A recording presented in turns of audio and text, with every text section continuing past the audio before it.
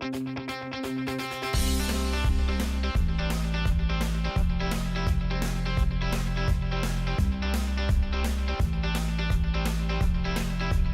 arrive à faire, cher dans le budget, hein. Le budget chauffage est important maintenant, même pour une petite maison.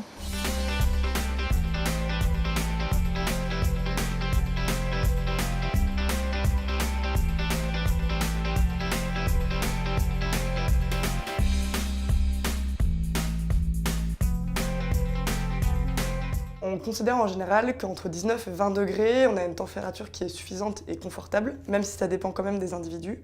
Et donc on conseille de vous chauffer à cette température, sachant que dès qu'on enlève 1 degré de chauffage, on peut faire jusqu'à 7% d'économie. Ensuite, dans son logement, on peut aussi installer un thermostat programmable qui va permettre de vraiment adapter à sa présence le fonctionnement de son chauffage, et c'est très efficace pour réduire ses consommations d'énergie.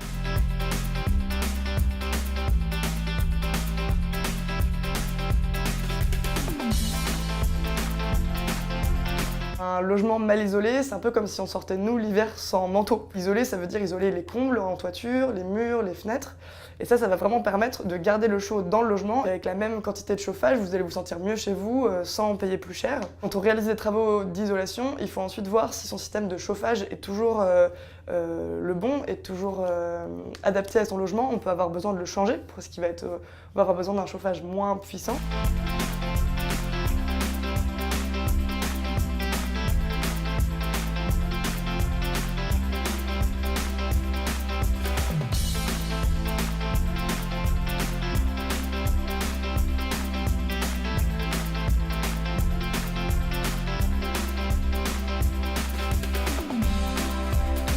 Par le solaire thermique, c'est-à-dire mettre des panneaux solaires sur son toit qui vont faire de l'eau chaude. Il existe d'autres solutions comme les poêles à bois ou la pompe à chaleur qui permettent aussi de chauffer son logement. On a aussi des chaudières performantes, notamment chaudières gaz à condensation. Il faut faire appel à un installateur qui est qualifié RGE, reconnu garant de l'environnement. Il y a des aides qui existent, des aides nationales et qui sont ou non soumises à conditions de ressources. Les personnes par exemple qui sont vraiment avec des revenus modestes, l'État peut prendre en charge presque 60 à 70% du montant des travaux.